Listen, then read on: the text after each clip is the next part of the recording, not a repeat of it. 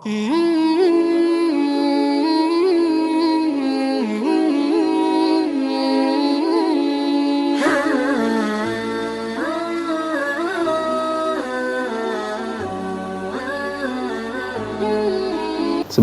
layak dan pantas untuk senantiasa kita sanjung dan kita puja sebagai satu-satunya pencipta, pemilik, pengatur, pengurus seluruh yang ada di langit maupun yang ada di bumi serta yang berada di kedalaman lautan, terjangkau atau tidak terjangkau oleh mata kita.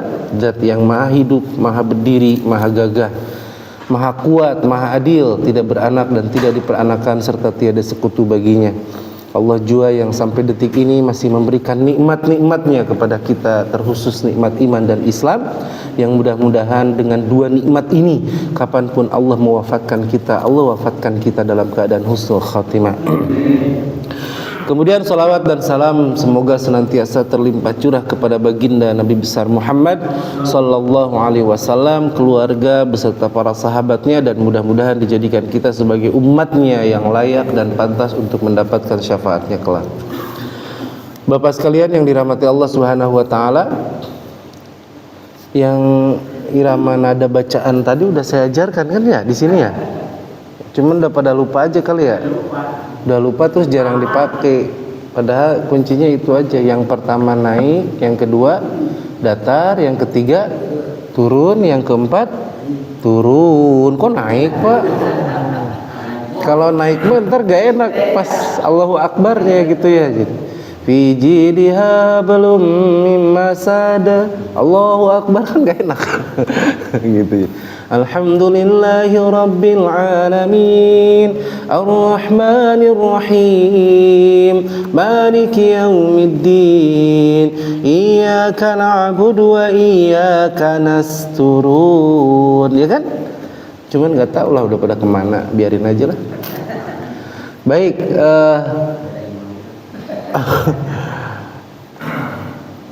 dalam kesempatan ini saya akan bacakan dulu hadisnya.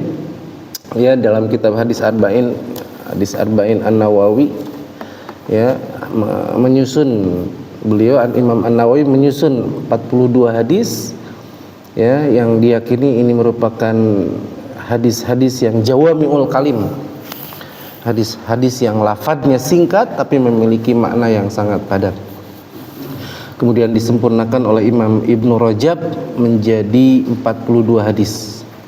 46 hadis kalau nggak salah. Ya, nah di hadis yang ke-18 ini hadis yang sangat agung, yang sangat istimewa karena ini mencakup, kata para ulama, ya bagaimana adab kita kepada Allah, adab kita kepada diri, dan bagaimana adab kita terhadap sesama ketika bergaul. Bismillahirrahmanirrahim. An Abi Dzar Jundub bin Junadah wa Abi Abdurrahman Mu'adz bin Jabal radhiyallahu anhuma an Rasulillah sallallahu alaihi wasallam. Dari Abi Dzar Jundub bin Junadah dan dari Abdurrahman Mu'adz bin Jabal, semoga Allah meridai kepada keduanya, dari Rasulullah sallallahu alaihi wasallam, beliau bersabda, ittaqillaha haitsu ma kunta, bertakwalah dimanapun kamu berada, wa atbi'is sayyi'atal hasanata tamhuha, ikuti perbuatan burukmu dengan perbuatan baik, niscaya akan menghapus segala keburukanmu, wa khaliqin nasa bi khuluqin hasanin, dan berakhlaklah, bergaullah dengan manusia dengan akhlak yang baik. Rawahu Tirmidzi, hadis ini diriwayatkan oleh Imam Tirmidzi, wa qala al haditsu hasan, dan Imam Tirmidzi berkata hadis ini hadis hasan, ya. Dan di dalam yang lain disebutkan hasanun sahih, hadis ini hasan sahih. Bapak sekalian yang dirahmati Allah Subhanahu wa taala, yang pertama dari sisi sanad ini datang dari jalur sahabat, dua orang sahabat. Yang pertama tadi Abi Dzar Jundub bin Junadah, atau sering populernya disebut dengan Abu Dzar Al-Ghifari. Ghifar itu sebetulnya nama kampung. Jadi di salah satu sudut, ya, kota Mekah itu ada yang disebut dengan Bani Ghifar, ya. Dan Bani Ghifar ini salah satu kelompok yang memang terkenal sarangnya para perampok, Pak. Gitu. Nah, satu ketika Abu Dzar Jundub bin Junadah, jadi Abu Dzar ini kan kunyah ya. Kunyah. Kalau di kita kalau di Arab itu biasa anak pertama itu, nah itu biasanya dijadikan kunyah. Misalkan kalau anak pertamanya Asepnya Abu Asep gitu ya. Kalau namanya anaknya yang pertama itu Aan ya Abu Aan gitu kan ya. Ya itu kunyah biasa mereka menggunakan, bukan hanya orang Islam ya, Abu Lahab, Abu Jahal. Jadi Abu Dzar Al-Ghifari ini kemudian tiba-tiba kan jadi ketika mereka mau menyembah berhala itu, Pak, kan berhala itu macam-macam, Lata, Uja, Manat, Hubal, termasuk Naham. Nah, Naham itu salah satu patung yang disembah oleh Bani Ghifar ini.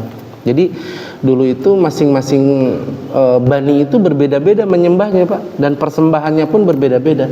Ada yang hasil dalam bentuk hewan, ada yang susunya, ada yang persembahan gandum dan sebagainya. Nah, Bani Ghifar ini salah satu penyembah patung bernama Naham, dan sesembahan yang biasa diberikan oleh Bani Ghifar ini ialah susu segar kambing, susu kambing segar. Nggak tahu namanya etawa atau bukan, belum ada kali. Tapi yang pasti susu kambing segar. Lalu kemudian datanglah Abu Dzar Al-Ghifari ya di hadapan Ka'bah, di hadapan patung tersebut, kemudian mulai dia melakukan ritual. Ya Tuhanku, ya Tuhanku, sambil meletakkan itu susu segar tersebut. Ketika dia sedang berdoa sesuai dengan keyakinan dia bahwa patung itu bisa memberikan manfaat dan madorot, tiba-tiba datang seekor anjing, Pak. Anjing itu kemudian menghabiskan persembahannya, susunya si Abu Dzar Al-Ghifari radhiyallahu anhu ini. Sampai habis, dia cuma bisa melihat. Setelah habis, bukan hanya ditinggalin oleh itu anjing, kemudian anjing itu kencing di tempat susu yang dia bawa tersebut. Lalu Abu Dzar sebagai manusia yang berakal, dia berpikir, mana mungkin saya harus menyembah sesuatu yang untuk menjaga dirinya dari hal-hal yang bersifat kemadharatan saja dia tidak mampu. Di situ akal bermain. Jadi sebetulnya ya, terhadap din fitrah beragama itu, walaupun tidak diutusnya para nabi, sebetulnya kita dengan akal tuh afala ta'qilun. Ya, kenapa kamu nggak berpikir? Sebetulnya bisa. Tapi Allah dengan kasih sayangnya ya mengutus para rasul, mengutus para nabi, tiada lain agar kita selamat. Ya, dan termasuk orang-orang yang sukses. Ya, ini kesuksesan abadi kita adalah ketika kita bisa dimasukkan ke dalam surga. Nah, singkat cerita, Abu Dzar Al-Ghifari ya mencari orang yang akan mengajarinya, dan seketika dia bertemu dengan Rasulullah SAW. Kemudian dia mengatakan asyhadu alla ilaha illallah. Dan Abu Dzar Al-Ghifari termasuk kalangan para sahabat yang as-sabiqunal awwalun, ya, para sahabat yang pertama masuk Islam. Masya Allah. Itu sekilas tentang Abu Dzar Al-Ghifari. Ya, jadi Ghifar itu nama daerah gitu. Kunyah yang ininya mah an Abi Dzar Jundub bin Junadah. Nah, kemudian hadis ini juga ya berasal dari sanad sahabat yang kedua bernama Abdurrahman Mu'adz bin Jabal. Ya, sering kita kenalnya mah ya Mu'adz bin Jabal. Ya, Mu'adz ini salah satu sahabat yang ketika oleh Rasulullah SAW mau dikirim ke kota Yaman untuk mendakwakan Islam, menyampaikan tentang agama, ya kemudian Nabi berpesan, ya Mu'adz wallah yuhibbuk, wahai Mu'adz, demi Allah aku mencintaimu. Sampai 3 kali, aku mencintaimu, aku mencintaimu. Makanya ada di dalam hadis yang lain, ya kata Nabi, apabila kamu mencintai saudaramu, maka katakan bahwa kamu mencintainya. Ana uhibbuka fillah. Jadi ketika misalkan Ustadz Eko ngelihat Pak Maskur seneng banget gitu, nyaman, tentram gitu kan, terus gimana ya, pokoknya ada sesuatu yang ketika di masjid bersama-sama dan sebagainya, kata Nabi katakan katakan aku mencintainya gitu. Jadi cinta itu tidak harus dalam konotasi saling ya asmara, bukan. Kata Nabi, katakan kepada saudara muslimmu bahwa aku mencintainya. Nah, Nabi SAW sampai berkata, demi Allah aku mencintaimu. Wahai Mu'adz, gitu bahasa kita mah. Kamu tuh nanti di Yaman bakal sibuk dengan urusan-urusan dan ketemu dengan orang-orang. Ya. Demi Allah, kata Nabi SAW, jangan pernah kau tinggalkan doa ini di saat kesibukan-kesibukan, terutama ketika kamu nanti menjadi qadhi di Yaman. Pasti kamu akan menjadi orang yang sibuk.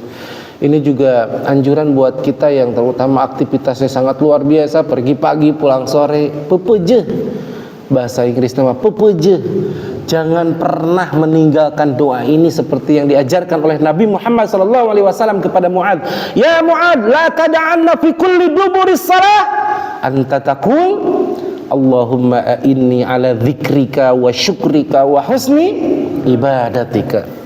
Wahai Mu'adz, jangan pernah sekali-kali kamu meninggalkan doa ini ya di akhir salatmu sebelum salam, karena dubur itu bagian daripada ya waktu termasuk kategori salat. Walaupun ya sebagian ulama menyebutkan ketika tidak sempat membacanya ketika sebelum salam ya boleh dibaca gitu kan di saat waktu-waktu mustajab seperti di sepertiga malam gitu kan.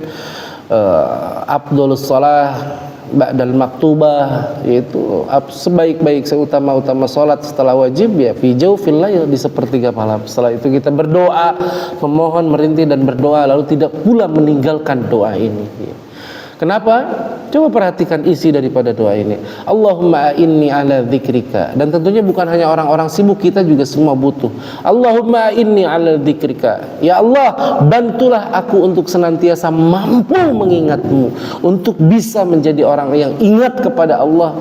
Ya, kita sangat butuh bantuan Allah Subhanahu wa taala. Maka mohon di setiap sebelum salam di akhir salat kita, habis baca Allahumma inni a'udzubika min adzabi jahannam wa min adzabil qabri wa min fitnatil mahya wal mamati wa min syarri fitnatil masiihid dajjal.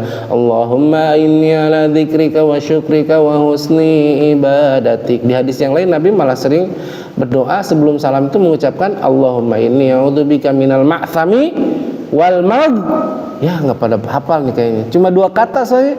Allahumma inni a'udzubikanya udah hafal lah pasti. Ya Allah, sungguhnya aku berlindung kepadamu minal ma'thami, dari dosa, wal maghrami, dan dari terlilit hutang. Wih, setuju nih kayaknya yang ini ya. Takbir. Allah. Nah, nanti bisa jadi sebelum bubar nanti ini harus dihafal. Ya. Ini khusus yang kita aja yang ada. Ini alhamdulillah ribuan yang hadir ya sama malaikat. Allahumma inni a'udzubika minal ma'thami wal maghrumi. Nanti kita apa? Kita harus ngejar ini soalnya. Nanti tahu-tahu tiba-tiba udah tit bunyi-bunyi baru nyesel. Nah, barusan sampai mana Pak? Sampai mana ya saya nyerangin? Kita butuh ya bantuan Allah agar menjadi hamba yang senantiasa ingat kepada Allah Subhanahu wa taala. Ingat makna zikir itu bukannya sebatas subhanallah, alhamdulillah, wallahu akbar, tapi ya ketika kita berpikir sesuatu lalu mengaitkan itu pada kuasa Allah, maka itu juga merupakan zikir. Bapak misalkan nggak ngomong, nggak apa, terus di hati kita tiba-tiba ya Allah, nggak ngomong lisan tuh, cuman ya Allah, alhamdulillah ya lubang hidung teh di bawah gitu kan. Terus hidung teh dekat dengan mulut gitu, oleh Allah ditempatkannya dekat gitu. Jadi mau nyium makanan teh kan gini dulu langsung Coba kalau Allah simpan hidung teh di sini kan susah, dari sini teh ke sini dulu baru ke sini gitu kan. Bapak teh nggak berpikir, nggak ngomong, nggak apa, tiba-tiba alhamdulillah ya ada halis. Kalau berkeringat tuh nggak langsung ke mata, nggak perih. Nah itu tuh juga merupakan zikir, ya, mengingat sesuatu, melihat sesuatu, lalu mengaitkan itu pada kuasa Allah, itu juga merupakan zikir. Ya.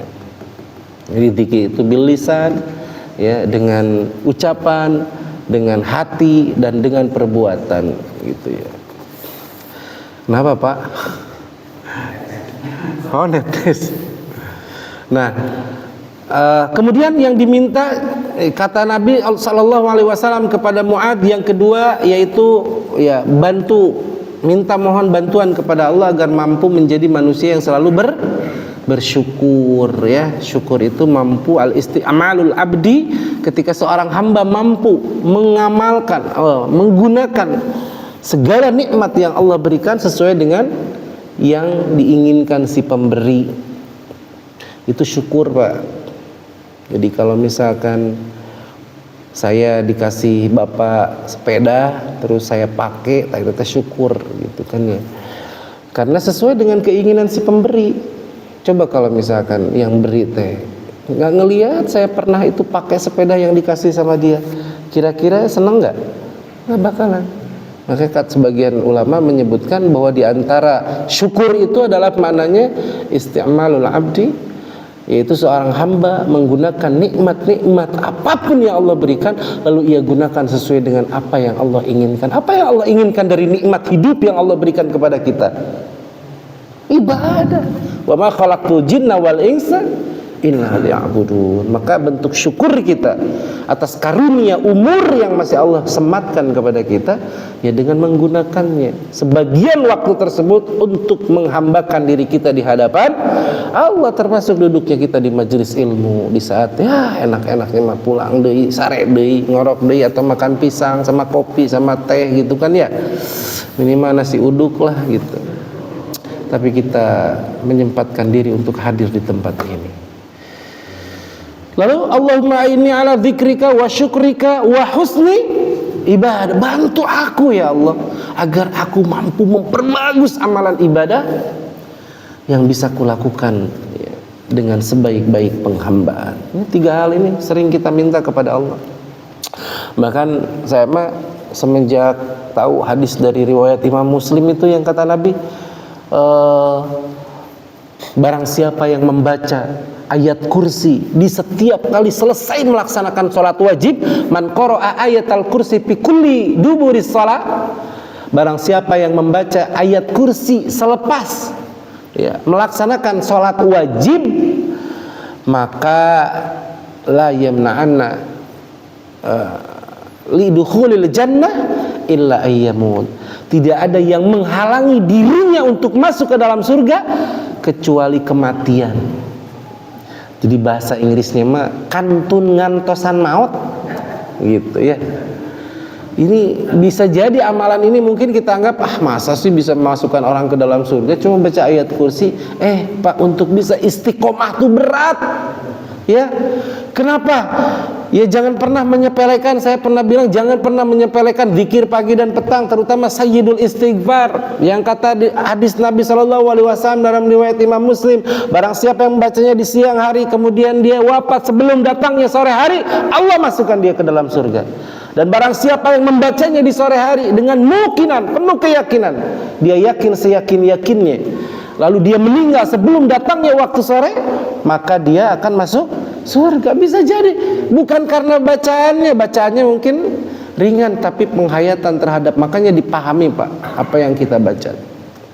Dan mungkin yang kedua adalah istiqomahnya dia, karena ada sabda Nabi SAW, ahabbul a'mal ilallah adwamuha wa in qalla, sesungguhnya amalan yang paling dicintai oleh Allah adalah mereka yang mengamalkan amalan ya adwam, itu dari kata dawam, istimror, terus menerus, wa in qalla, walaupun sedikit. Walaupun memang istiqomah mah berat Pak, karena yang ringan istirahat.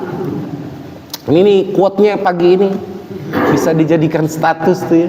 Istiqomah itu memang berat guys, karena yang ringan itu adalah istirahat gitu ya. Ringan istirahat. Ustadznya kenceng-kenceng ya, enak gitu ya.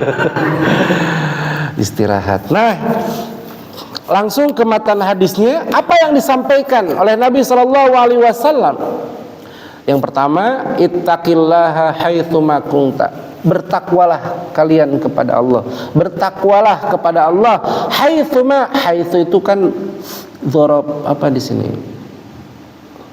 Dzarab makan ya, merupakan dzarab makan. Jadi bertakwalah kamu haitsuma kunta, dimanapun kamu berada. Di sini Syekh Utsaimin menyebutkan ya apa ya? Syarah. Dalam syarahnya itu apa ya? Ya. Haitsu makunta dzarab makan ay fi ayyi makan, yakni maksudnya dimanapun kamu berada, kana sawaun fi alaniyah au fi sirriyah, ya maupun kamu dalam keadaan di depan halayak orang ataupun dalam keadaan menyendiri menyepi, wasawaun fil baiti, sama saja mau di rumah au fis suq, di pasar, ya di masjid, dimanapun, sawaun indaka unasan au laisa indaka unas, mau ada manusia ya mau enggak ada manusia, kamu tetap dalam keadaan bertakwa. Bertakwalah kamu kepada Allah. Arti takwa itu apa secara bahasa? Dalam kamus itu kalau Bapak nyari kalimat takwa bahasa Arab nggak ada dari huruf ta. Pasti asal katanya itu harus diambil dari huruf wa, karena dari asal kata wako, yaki, wikoyatan. Agak jauh sih ya. Takwa dari kata wako, yaki, wikoyatan. Artinya tameng, perisai. Ya, makanya di sini kalimat ittaqillah, bertakwalah kamu kepada Allah, takutlah kamu kepada Allah, kata Syekh Utsaimin, ayat takhud wiqayah min adzabillahi azza wa jalla. Jadikan penghalang, buatlah pelindung antara dirimu dengan azab Allah. Buatlah penghalang antara dirimu dengan kemurkaan Allah. Itu makna takwa. Jadi ini kita, ini tameng, penghalang, itu neraka. Takwa itu menjadi tameng. Kalau hujan tamengnya apa Pak? Payung. Kalau perang ya tameng gitu ya, penghalang. Maka jadikan ya, buatlah penghalang antara makna ittaqillah itu kata Syekh Utsaimin, buatlah penghalang, pemisah antara dirimu dengan azab Allah, wa dzalika bi fi'li awamirihi wajtinabi nawahihi, yaitu dengan cara menjalankan segala perintahnya dan menjauhi larangannya. Ittaqillah, takutlah kalian kepada Allah ya. Dan pada dasarnya ibadah apapun yang kita lakukan dalam Islam tiada lain ya, mendidik, mendorong, menggiring manusia agar menjadi manusia-manusia yang takut kepada Allah. Puasa, ibadah salat, ibadah haji ya, agar kita menjadi manusia yang bertakwa, agar kita menjadi orang yang takut kepada Allah. Skala terkecil di mana Allah membimbing kita, mendidik kita menjadi manusia yang takut kepada Allah adalah ketika salat. Salat berapa lama? 5 menit. Yang sudah expert mah 2 menit lah selesai gitu ya. Itu teh sama zikir lagi. Ya, 2 menit selesai. Pak, Allah disadari atau tidak, sebetulnya bagi orang-orang mukmin yang berpikir ketika kita sholat, Allah tuh sedang mendidik kita agar menjadi hamba yang takut kepada Allah. Suara apa Pak? Bukan suara token kan? Jadi ya. Bukan, itu kayaknya motor Tosa itu yang mundur. Oke. Jadi ketika Allahu Akbar, kalau kita Allahu Akbar kan, jadi pas Allahu Akbar itu ingat, oh iya ini yang lupa tuh, dibangkitkan oleh setan. Enggak, kita mah yang Allahu Akbar, pas takbir disitulah mulai ya, Allah melatih kita agar menjadi manusia takut. Takut kita nengok ke pinggir, takut nengok ke kanan, ke kiri, ke atas. Nggak ada orang yang sholat berani sampai misalkan karena ada lantai 2, pas Allahu Akbar dia langsung ternyata ada 2 lantai ya. Nggak ada yang berani kayak gitu. Bis iya mau berangkat ya. Oke, konsentrasi lagi, kembali ke laptop. Jadi di saat sholat Allahu Akbar, maka takbiratul ihram menjadi penghalang ya, apa yang tadinya halal menjadi haram. Berbicara halal enggak? Asalnya halal, tapi ketika Allahu Akbar nggak ada seorang pun untuk berani berkata. Kenapa? Takut ibadahnya nggak diterima. Makanya hikmah daripada ibadah sholat itu kan sebetulnya bukan hanya dari sebatas gerakannya, tapi lihat ruh ibadah sholat itu tanha anil fahsya wal munkar. Sholat itu harusnya mencegah dari perbuatan keji dan munkar. Takut Ulah ini mah sholatnya khusyuk, bacaannya panjang, assalamualaikum, assalamualaikum, baru keluar aja udah langsung pakai sendal, nginjek-nginjek sendal orang. Apalagi di undangan tasyakuran, ya. Lalu dijelasin tentang adab bertetangga, ya, adab itu lebih tinggi daripada ilmu. Pas keluar nginjek-nginjek sepatu orang, nginjek-nginjek sendal orang, hanya demi supaya dia ngambil sendal dia di sebelah sana. Ya bolehlah kalau dia nggak pakai sendal. Ini mah kadang dia udah pakai sendal, banyak sendal orang, dipakai sendalnya. Mending kalau nggak ada tai kotok, tai ucing gitu ya. Zalim itu. Ya, makanya Pak, di dalam Islam ya, bahwa orang-orang yang kelak akan berjumpa dengan Allah pada hari kiamat itu tidak selalu dengan identik dengan ibadahnya, ahli puasanya, ahli tahajudnya, tidak. Tapi kemampuan dia memanage hati untuk tidak hasad terhadap tetangga ketika dia mendapatkan kenikmatan, tidak pernah menggibah saudaranya. Gibah itu kan ya tak ubahnya seperti orang yang memakan bangkai saudaranya, dan kelak di yaumul kiamah ya seperti itu. Bayangin, ada yang memakan bangkai saudaranya. Gitu. Jadi di zaman Nabi SAW ada seorang yang mengadukan, "Ya Rasul, inna fulana," ada seorang perempuan yang taqumul lail wa tasumun nahar. Jadi dia udah expert Pak, ahli. Tahajudnya nggak kayak kita, sekalinya tahajud kesiangan gitu kan ya, sholat subuh. Ini mah udah expert. Taqumul lail wa tasumun nahar gitu kan. Rajin puasa sunnah di siang harinya. Tapi satu ya Rasul, tu'dzi jiranahu, dia sering menyakiti tetangganya dengan lisan dan perbuatannya. Apa jawab Nabi? La khaira fiha. Tidak ada kebaikan buat perempuan tersebut. Bal hiya finnar. Kata Nabi, bahkan dia itu termasuk penghuni neraka. Jadi kemampuan kita ya untuk menjaga diri dari menyakiti orang lain, ya termasuk kan karakter seorang mukmin itu asyiddau 'alal kuffar hama'a bainahum, tegas terhadap orang kafir dan kasih sayang lemah lembut kepada sesama muslim. Mulai ini mau ke orang kafir mana menghormati banget. Giliran ke orang mukmin yang jelas-jelas kata Nabi, idza laqitahu fasallim alaihi. Di antara hak seorang mukmin terhadap mukmin adalah apabila bertemu maka ucapkan salam. Jangankan ngucapin salam, malah memalingkan muka. Ya. Di Hong Kong, kalau di sini mah enggak. Ya, enggak jauh beda. Nah, jadi yang pertama ittaqillah haitsuma, takutlah kamu kepada Allah dimanapun kamu berada. Dan ibadah salat ya ruhnya adalah tanha anil fahsya'i wal munkar. Itu adalah mendidik kita agar menjadi manusia-manusia yang takut kepada Allah. Itu skala terkecil dari ibadah salat ya, cuma 5 menit. Agak panjang sedikit ibadah puasa. Ya ayyuhalladzina amanu kutiba alaikumus siyamu kama kutiba alal ladzina min qablikum la'allakum tattaqun. Takut supaya kita menjadi manusia-manusia yang takut kepada Allah. 12 jam kita jaga mulut kita, kita jaga pandangan kita, kita jaga ya anggota tubuh kita dari perkara-perkara yang bukan hanya sekedar membatalkan puasa, tapi bagaimana menjaga dari hal-hal yang mengosongkan nilai pahala itu sendiri. Takut kita selama 12 jam, 14 jam. Dari mulai terbit fajar sampai terbenam matahari, kita jaga. Karena apa? Takut kepada Allah. Takut ibadah saya sia-sia. Takut ibadah saya nggak diterima. Demikian dalam salat juga. Orang mukmin semestinya takut ketika dia ibadah tidak pakai ilmu, khawatir sia-sia di hadapan Allah.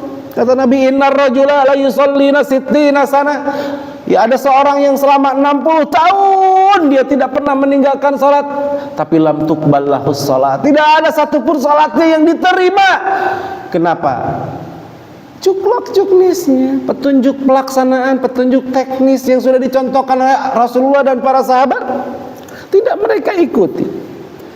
Gitu. Hati-hati. Karena amal soleh rentan untuk gagalnya. Beda dengan dosa. Dosa dilakukan, nggak ada yang istilahnya gagal jadi dosa. Kita mabuk jadi dosa langsung, nggak ada istilah batal nggak jadi dosa. Tapi kalau kebaikan, Berapa banyak orang-orang yang ya batal sodakohnya karena nggak ikhlas, batal sholatnya karena tata caranya atau karena ria dan sebagainya gitu. La tubtilu sodakotikum bil manni wal ada. Jangan kau ikuti, jangan kau batalkan sodakohmu hanya karena al mannu wal ada. Berarti sekali lagi ibadah mah Pak rentan untuk gagalnya. Ya, makanya dua hal yang menjadi landasan antara di samping ikhlas gitu ya, semata-mata kita lakukan karena Allah, juga ittiba, berupaya untuk mengilmui apa yang kita amalkan supaya bernilai di mata Allah Subhanahu wa taala. Jangan sampai tadi kata Nabi, ada orang yang dikasih umur 60 tahun dia pakai ibadah tapi ibadah salatnya enggak ada yang diterima. Ya, yutimmu ruku'ahu wa la sujudah. Ia sempurna di ruku'nya tapi tidak tumanina dalam sujudnya. Ia sempurna dalam sujudnya, tidak tumanina dalam ruku'nya. Hati-hati. Jangan sampai sholat kita dikarenakan kita merasa cukup dengan ilmu yang ada, hanya kita tidak pernah belajar, ya, sehingga kita tidak tahu pembatal-pembatal. Makanya Pak, wailul lil musallin, celaka orang-orang yang sholat. Salah satunya apa? Alladzina hum yura'un, riya. Hati-hati. Ada orang sholat tapi celaka. Salah satunya itu, ya, dia sholat ke masjid bukan karena Allah tapi karena malu mata tangga. Udah lama nggak ke masjid.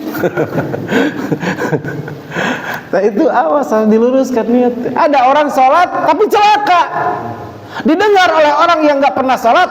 Kata Ustadz G, yang sholat mah celaka. Mending kayak saya nggak pernah sholat. Padahal yang nggak pernah sholat mah jelas dalam Al-Quran, ya, ma salakakum fi saqar qalu lam nakum minal musallin. Jawaban pertama tatkala ahli surga berkunjung ke ahli neraka, lalu mereka saling bertanya, apa yang menyebabkan mereka dimasukkan ke dalam neraka Saqar? Jawaban pertama adalah lam nakum minal musallin, karena mereka dulu ketika di dunia termasuk orang yang tidak melaksanakan sholat. Kalau orang yang nggak sholat mah jelas, ya. Ini mah ada orang sholat tapi celaka dengan sholatnya. Salah satunya yura'un, dari kata ro'a, ya ro'u, ibadah ingin dilihat. Kalau sum'ah kan sami'a, ibadah ingin didengar. Nah kalau riya mah itu hati-hati Pak, jangan sampai ya terlena hanya karena pujian yang ketika mati mah udah nggak berlaku itu pujian sebanyak apapun. Masuk liang kubur udah kita hanya kita dan amal kita. Makanya kata orang kita mungkin TOP BGT top banget, jangan terlena dengan pujian. Terus perbaiki diri, perbaiki ibadah kita, buat bekal kita, bukan buat orang lain, buat bekal kita di hadapan Allah Subhanahu wa taala. Gitu. Ya, atau katanya kalau nggak mau ditanya oleh malaikat mah jangan pakai kain kafan yang bersih, katanya Pak Eko. Pakai kain kafan yang compang-camping aja katanya. Biar kalau ditanya malaikat, gak jadi, ini mah kayaknya penduduk lama katanya gitu. Enak aja tuh yang bercanda kayak gitu Pak. Saya bilang ya udah kalau gitu kain kafannya ganti aja sama daun biar disangka lemper. Pas mau ditanya ini mah lemper gitu kan ya. Enak banget. Ya. Innal qabro, kata Nabi, sesungguhnya kuburan itu ya manzilah awal, ya, persinggahan pertama sebelum persinggahan akhirat. Faman naja minhu, barang siapa yang sukses melewati alam kubur, fama ba'dahu aisaru minhu, maka kehidupan setelah alam kubur pun akan ringan hisab, ya. Kemudian sirat, ya, sampai nanti dibawa oleh Rasulullah ke telaga Kautsar, al-Hud, al-Kautsar, yang kata Nabi barang siapa yang meminum satu teguk, ya, air tersebut dari tanganku, niscaya dia tidak akan pernah merasakan haus selama-lamanya. Kita nanti sangat butuh akan syafaat Nabi Sallallahu Alaihi Wasallam. Maka ittiba, jangan ngaku cinta kepada Nabi gitu kan, tapi akhlak kita jauh dari Nabi. Sini masih cabe, di sini bala-bala. Engkau cinta ke Nabi, engkau butuh syafaat Nabi. Kata Nabi, kul biyaminika washrab biyaminika fa inna syaitan yaqulu wa yasrab bisimali. Karena setan itu makan dan minum dengan tangan kiri. Ngaku paling cinta kepada Nabi, pingin dapat syafaat Nabi, makan masih kiri ke kiri kanan. Padahal kan saya bilang bisa. Dulu bala-bala, baru cabe. Jangan cabe dulu, nanti repot. Pas mau ngambil bala-bala diambil anak. Pedes gitu ya. Sini lontong, di sini tahu. Ngaku cinta kepada Nabi, pengen dapat syafaat Nabi. Makan masih berdiri, minum masih berdiri. Walaupun ya darurat ataupun dalam keadaan tertentu, Nabi juga berdiri sih. Seperti setelah tawaf begitu kan ya, Nabi sunnahnya berdiri malah minum air Zam-Zam sambil membasuhkan ke sebagian tubuhnya gitu. Jadi Pak, sekali lagi, ibadah-ibadah yang kita lakukan pada dasarnya tiada lain membimbing kita, melatih kita agar menjadi manusia yang takut kepada Allah. 12 jam Pak, bisa sebetulnya pas ya istri udah pergi ke pasar, anak udah ke sekolah, kita lagi libur di rumah, nengok ke meja ada sisa sahur, bisa sebetulnya ya. Tapi takut kepada Allah. Ya. Lagi kajian zuhur hari Ahad di siang hari Ramadan panas-panas, bisa sebetulnya masuk ke kamar mandi, seteguk dua teguk tutup pintunya. Jangankan seteguk dua teguk, kita ngejebur aja sekalian juga nggak ada yang tahu. Ya, kita minum banyak, tinggal duduk aja lagi di sini. Set, miringkan sedikit ke kanan. Kayaknya lemes banget ya puasa hari ini. Iya, lemes banget gitu. Padahal dia habis minum, nggak ada yang tahu. Ketahuan itu apa? Pas kata teman geser dikit, pas geser teh, gitu. Habis minum dia di kamar mandi, gitu ya. Nggak ada yang tahu. Tapi kenapa tidak kita lakukan? Takut kepada Allah. Cuman sayang tidak disadari. Nah, ini adalah upaya dari Allah agar kita menjadi manusia yang takut dengan ibadah. Sehingga beres Ramadan ya beres ibadah. Kembali lisan menggibah, memfitnah, mencela dan sebagainya.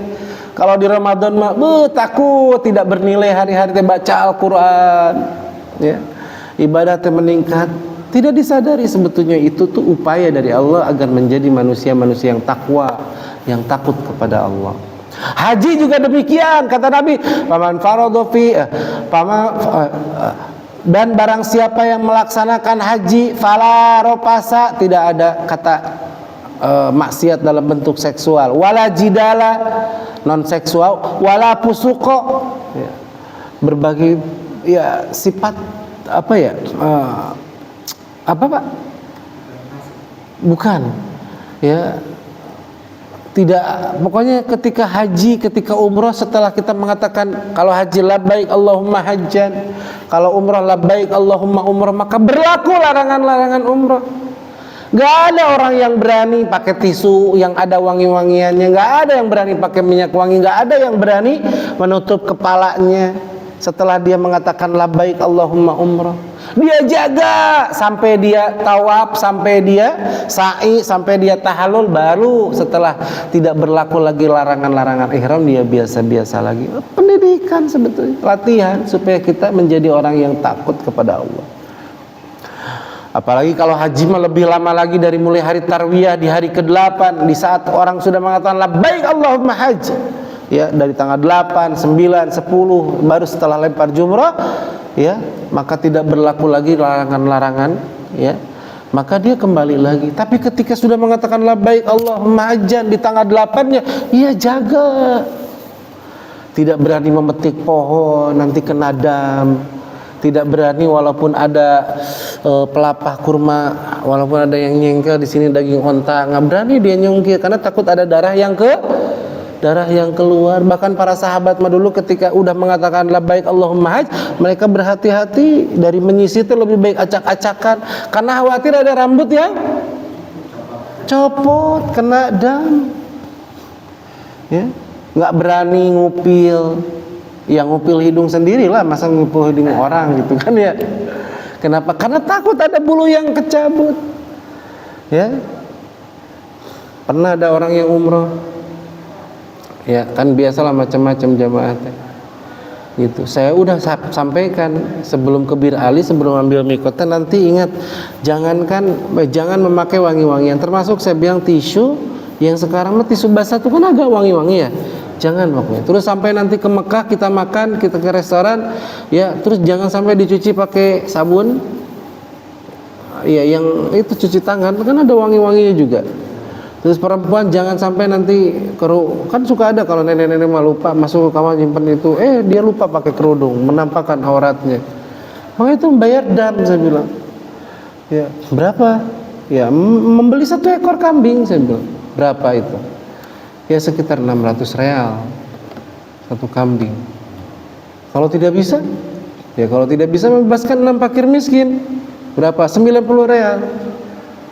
Kalau nggak bisa, ya dosa. Ya udahlah, milih dosanya aja. Enggak lah. Ya. Membayar dam. Haji juga demikian, berhati-hati, wala jidala, tidak berbantah-bantahan, wala pesuko, wala ropasa. Dengan istri pun harus dijaga, gitu kan ya. Bahkan saya mah kalau jamaah umroh yang suami istri setelah ambil mikot di Bir Ali, saya suruh jangan duduklah berbarengan, gitu kan ya. Karena di situ takut ada perasaan syahwat gitu.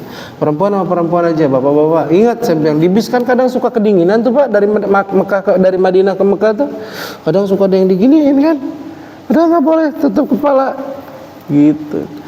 Perbanyak zikir, enggak berani tuh orang banyak ngomong, enggak, labbaik Allahumma labbaik, labbaik la syarika lak labbaik. Sampai rest area berhenti dulu, mereka ke WC kemana gitu, naik mobil buah lagi, bangun, labbaik Allahumma labbaik, labbaik la, terus sampai pokoknya mah sampai di Mekah. Kemudian kita laksanakan tawaf, enggak ada kata-kata yang sia-sia, takut kepada Allah, takut ibadah kita enggak bernilai. Itu pada dasarnya ibadah dalam Islam adalah melatih kita menjadi orang yang bertakwa, yang takut kepada ittaqillaha haitsu ma kunta. Bertakwalah kamu kepada Allah dimanapun kamu berada. Berapa menit lagi Pak Eko? 8 4, masih ada. Oke, yang kedua pesan Nabi, wa'at bi sayyi'atal hasanata tamhuha. Ikuti perbuatan burukmu dengan perbuatan baik, niscaya akan menghapus keburukanmu.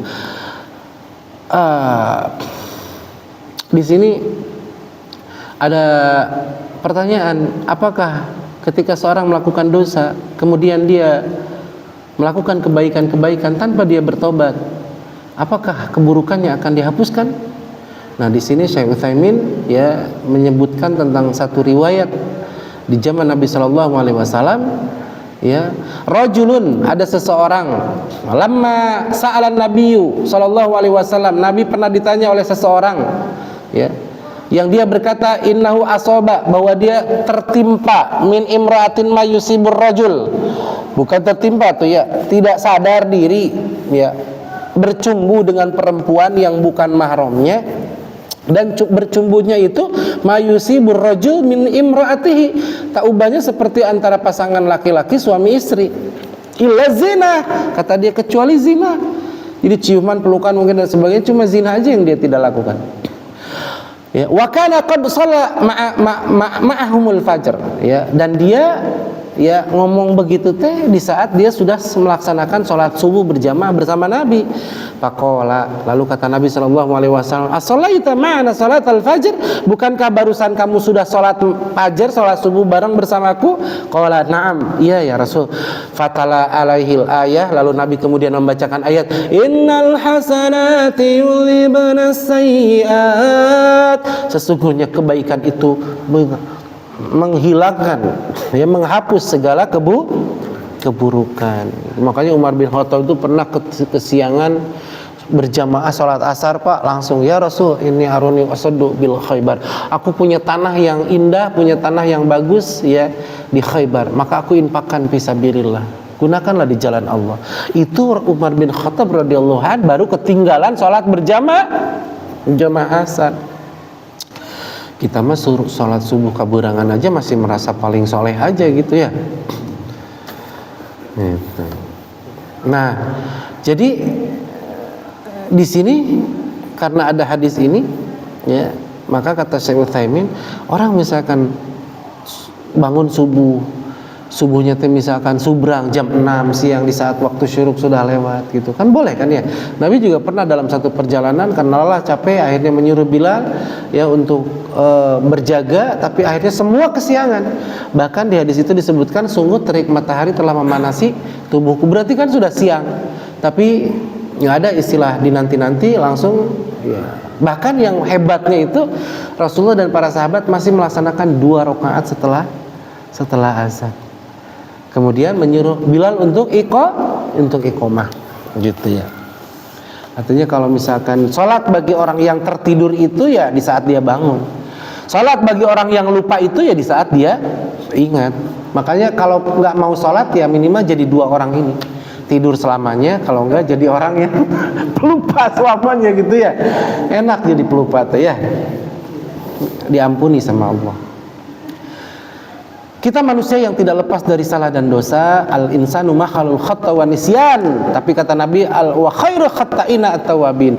Tapi sebaik-baik orang yang bersalah itu adalah dia yang segera bertobat. Seketika dia berbuat salah, seketika dia bertobat, seketika itu pula Allah akan mengampuni dosanya. Ya.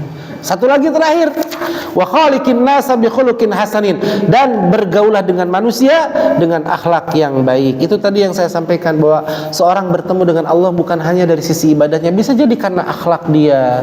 Orang merasa nyaman ketika bergaul dengan dia. Makanya kata Syekh Utsaimin, di antara bentuk akhlak yang baik ya kepada sesama itu ketika bergaul itu adalah kaful adza, menolak dari berbuat atau menyakiti orang lain, wa badlun nida ya, wasabru alal adza, sabar dalam bergaul. Kadang kita yang jadi bulian gitu kan ya, nggak boleh ngebully, tapi juga kita harus sabar dalam bergaul. Kadang kita juga jadi bulian, kadang kita mungkin digibah, dipitnah. Tapi kata Nabi, al mu'minul ladzi apa hadisnya lupa, al-mu'minul ladzi yukhalitun nas wa yasbiru ala adahum khairun minal mu'minina alladzina la yukhalitun nas wa la yasbiru ala adahum. Orang mukmin yang bergaul dengan manusia, hidup di tengah masyarakat, mau bergabung gitu kan ya, bergaul itu lebih baik kata Nabi daripada mukmin yang tidak mau bergaul. Cuman kuncinya tadi sabar. Namanya bergaul mah kadang ya gitu, ada sesuatu yang kita tidak harapkan, tiba-tiba diomongin dan sebagainya. Ya, wa khaliqin nasa bi khuluqin hasanin, bergaulah dengan manusia dengan akhlak yang baik. Bahkan kata Syekh Utsaimin, di antara akhlak yang baik itu ya adalah apa ya tadi? Al wajhu talqin, upayakan untuk kita murah senyum dengan sesama muslim teh. Pokoknya menenteramkan batin gitu kan. Senyumnya yang senyum ikhlas Pak, tentunya ya, yang ke kanan 1 cm, ke kiri 1 cm. Soalnya kalau ke kiri doang 1 cm itu mah mesem, bukan senyum ya. Jadi senyum yang ikhlas tuh yang 1,5 lah minimal gini gitu kan ya. Jadi kalau 1,5 ke kanan doang mah gitu mesem namanya ya. Walau antal ko akhaka biwajhi talqin, kalaupun kau bertemu dengan saudaramu maka ya berwajah yang berseri-seri, menyejukkan. Enak kalau ada diamnya tenang, tentram. Makanya kata seorang ulama, celakalah orang-orang yang wajahnya saja tidak bisa memberikan ketentraman. Sumpah ngelihatnya kayak gitu ya. Kok mau di akhir bulan begitu. Itu saja barangkali, mudah-mudahan ada hikmah, ada ilmu dari hadis ini ya, hadis dari sahabat Abu Dzar Jundub bin Junadah dan dari Mu'adz bin Jabal, dan hadis ini dinyatakan hasan sahih oleh Imam At-Tirmidzi. Apa yang pertama? Bertakwalah kamu dimanapun kamu berada. Yang kedua, ikuti perbuatan buruk dengan perbuatan baik, niscaya akan menghapus perbuatan burukmu. Yang ketiga, dan wa khaliqin nasa bi khuluqin hasanin, dan berakhlaklah dengan manusia dengan akhlak yang baik. Nah, doa yang tadi yang dibiasakan yang pendek itu adalah Allahumma inni a'udzubika minal ma'thami wal maghrami. Hadisnya sahih riwayat Imam Bukhari. Nabi sebelum salam juga membaca doa ini, ya Allah, aku berlindung kepadamu dari dosa dan terlilit hutang. Ini sampaikan, mama, ayah barusan dapat ilmu. Ternyata ada doa supaya hutang kita bebas. Pak, terbayar atau tidaknya, setidaknya kita ikut sunnah Nabi Shallallahu Alaihi Wasallam. Nabi mencontohkan, ya Allahumma ini a'udzubika, kan Allahumma ini a'udzubikanya udah hafal ya. Tinggal gininya aja, minal ma'sami, dari kata ismun, minal ma'sami Ya, ma'thami wal maghrami. Gorimin kan? Bukan gorila, goripin yang terlilit hutang, ya.